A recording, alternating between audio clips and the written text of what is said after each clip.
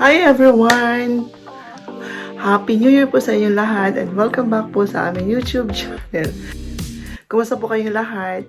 Mayroon po akong magandang good news po sa aking mga kababayan at sa lahat po ng mga gustong mag-apply ng trabaho ito dito sa Canada. Pag-usapan po natin and bago po yan, kung bago lang po ko sa aming YouTube channel, don't forget to like po and subscribe po. Kumusta po ang inyong New Year? Sana po maraming blessing po na darating sa inyo this year kasi may maganda po akong balita sa inyo. Bukod po sa mga trabaho na available sa agency dito sa Canada, ito po yung mga posisyon na kailangan ng agency dito sa Canada. Check nyo na lang po ang inyong mga categories kung kayo po ay pasok sa mga posisyon na iyan. And make sure po, if you submit your resume sa aking email address, is kailangan po is ang title ng iyong subject line po is yung job position na iyong ina-applyan, and also yung resume nyo po is yung full name nyo po para po pag sinabit ko sa agency may ima-match po yung iyong resume tsaka sa position na iyong ina-applyan. So good news po, marami pong kailangan for this year 2023. Welcome! Good news po mga kababayan ko, today in Canada, the Caregiver pilot programs will now be accepting new applicants for this year. Yun po yung dalawang pilot program po ng Caregiver. Home Child Care Provider Pilot and Home Support Worker Pilot. So, there has been a new changes to apply for this Caregiver Pilots program. Kailangan nyo pong i-check yung occupation code under the TER system. This TER category stands for training, education, experience, and responsibilities required for this occupation. Two categories po ang caregiving programs. First, yung Home Child Care Provider Pilot po. The Canada will be accepting 2,700 applications po for this year. But under this pilot, there's two category po. The first category po is yung gaining experience category. And then the second one is the direct to permanent residence category. Yung pangalawang pilot program po is yung Home Support Worker Pilot. Same po, 2,750 application po ang tatanggapin ni Canada for this year. Under also, same with two categories po. Gaining experience category and the direct to permanent residence category. This occupation eligible for caregivers program with new NOC codes. So yung Home Child Care Provider code is under sa NOC 44100, which include po yung babysitter, child care live-in caregiver, child care provider in private home, nanny, parents helper, babysitter in fitness center. Yun po yung nasa mga gym. Kasi minsan yung mga parents gusto mag-exercise, so they bring their child, so iiwan mo nila doon sa fitness center. So babysitter in shopping center, meron din po. So yun po yung NOC 4410. So yung next category po is yung home support. The next pilot po is Home Support Worker Pilot, which is under NOC code 44101. This includes the position as attendant for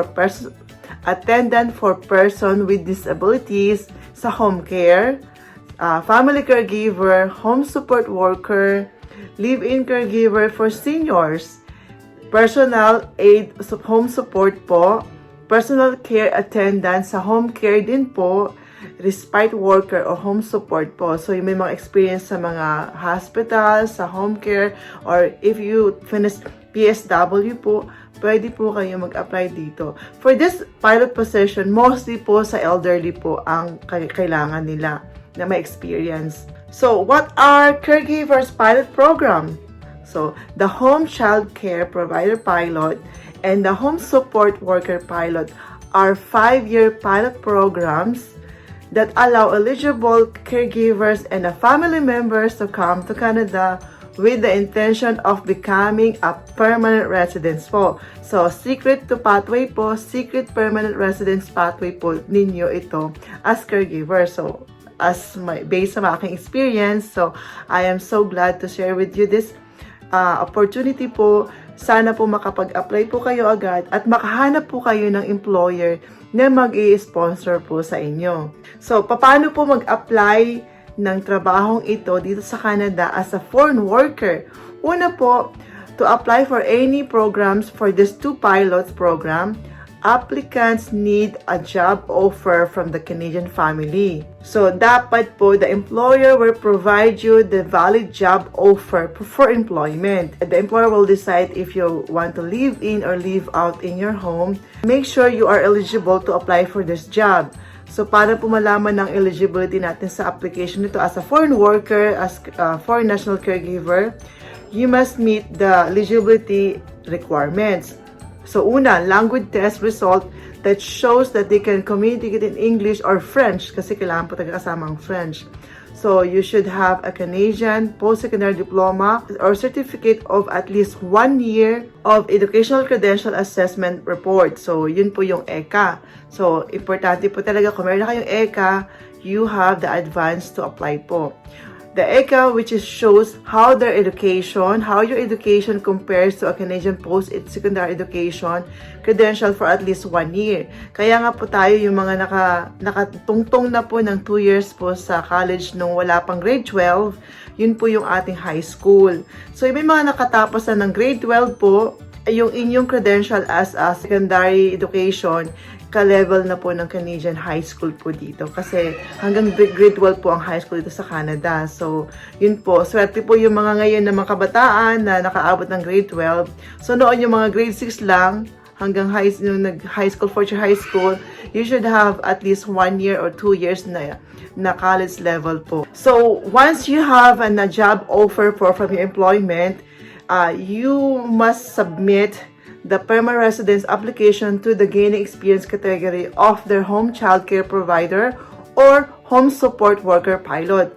So you should submit the work permit application with their permanent residence application kasi once na nag-apply po kayo sa program na ito, permanent residence application kasama na po, diretso na po ang application nyo po. Pag na-meet nyo po yung criteria po sa trabahong ito, the work permit will be valid for 3 years. Sa job offer po, nakalagay po sa employer yung mga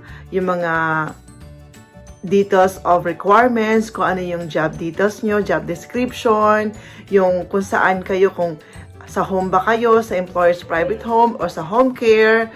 Dapat po naka-details po lahat sa job offer. And then, both of you will sign, you and the employer.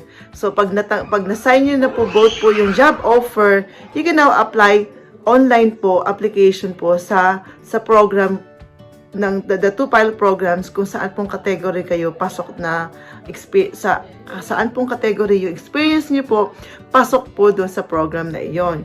So, mga kababayan ko, if you are ready for 2023, you can now apply to this job. And where to find the employer po? There are so many employers po sa Job Bank. Visit nyo lang po www.jobbank.gc.ca po. But make sure po, you should check if the employer or sino man immigration consultant na makakausap niyo po is legit po sila at meron po silang license to hire a foreign workers. For the employer naman, so dapat ang job offer, make sure yung employer talaga is meron talaga kayong aalagaan pagdating sa Canada. So, yun po ang aking tips sa inyo, sa aking mga kababayan for this year, sa mga caregiver dyan outside Canada, na gusto makarating ng Canada. Apply na po kayo, search for job. Una, ang documentation nyo po, ihanda nyo po yung mga documents na kailangan nyo po ihanda. For example, I'm gonna give you some documents na dapat meron kayo. So, dapat meron kayong valid job offer. So, CLB level 5 in English po or French. Reading and the rest is modules po yung sa English test po yan. Post-secondary education for at least 1 year. Any past experience or training that demonstrate candidate is able to do the described work in the job offer. So, yun po yung kailangan nyo pong i-prepare. So, sa mga kababayan ko, marami na po ako na nakita mga resume na may mga ECA na po sila. Go for it. Apply now. Maghanap na kayo ng employer. If you find an employer, submit your resume and cover letter, and make sure yung resume nyo po is a Canadian format, followed by resume instruction po, or you should have a valid passport for at least 3 years para po yung processing, and also you are currently employed po sa program na inyong a-applyan.